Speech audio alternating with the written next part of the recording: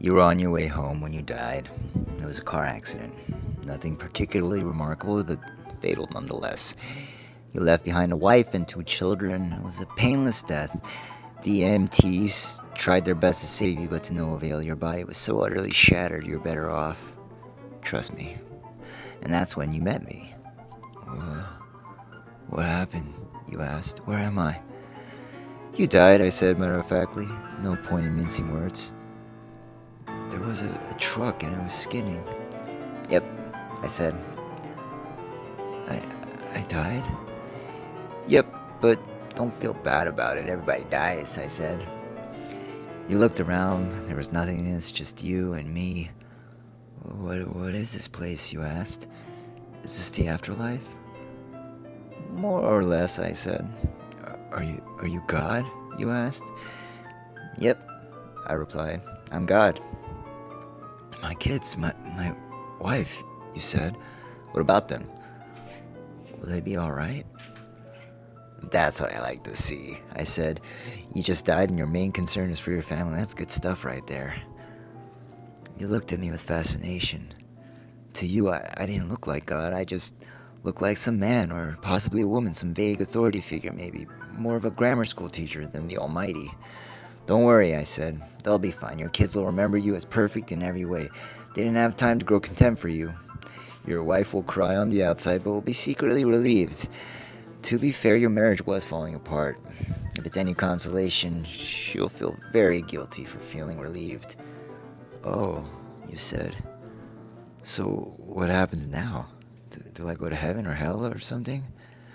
Neither, I said. You'll be reincarnated. Ah, you said. So the Hindus were right. All religions are right in their own way, I said.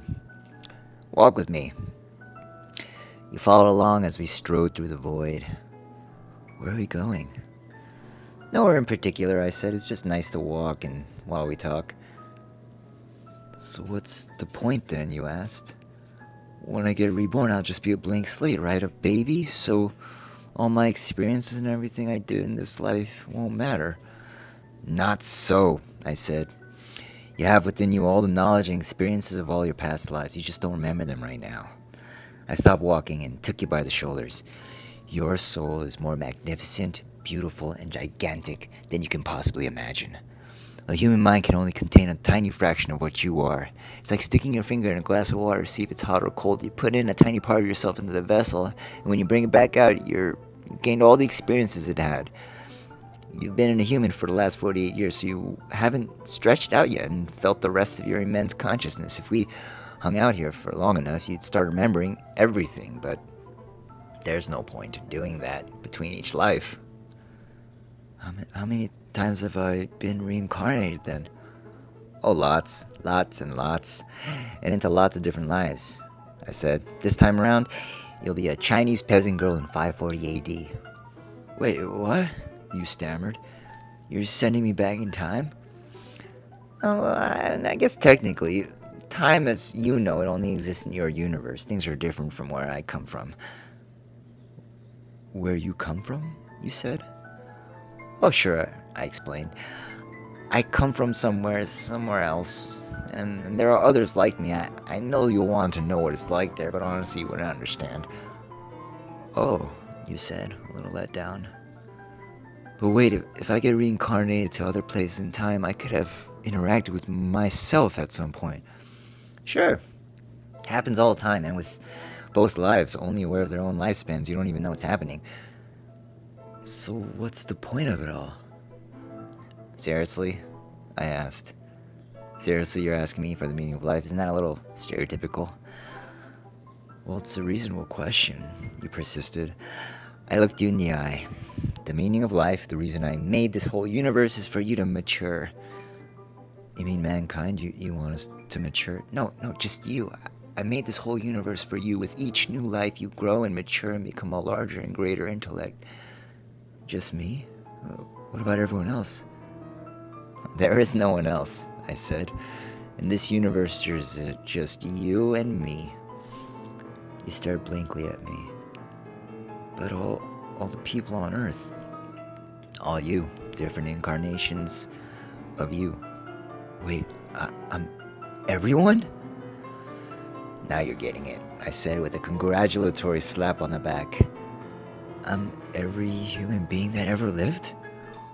Or who will ever live, yes. I'm Abraham Lincoln. And you're John Wilkes Booth, too, I added. I'm Hitler? You said, appalled. And you're the millions he killed. I'm Jesus? And you're everyone who followed him. You fell silent. Every time you victimized someone, I said, you were victimizing yourself. Every act of kindness you've done to yourself. Every happy and sad moment you've ever experienced by any human was or will be experienced by you. You thought for a long time. Why, you asked me. Why do all this? Because someday you'll become like me. Because that's what you are. You're one of my kind. You're my child. Whoa, you said, incredulous. You mean I'm a god? No, not yet. You're a fetus. You're still growing. Once you've lived every human life throughout all time, you will have grown enough to be born. So the whole universe, you said, is just an egg, I answered. Now it's time for you to move on to your next life, and I sent you on your way.